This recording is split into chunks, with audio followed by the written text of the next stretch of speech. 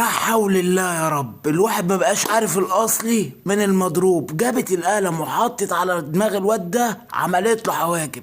البنت دي بقى ما صدقتش، قالت لك حواجبي مش قد كده، مش حلوه، لازم نظبطها.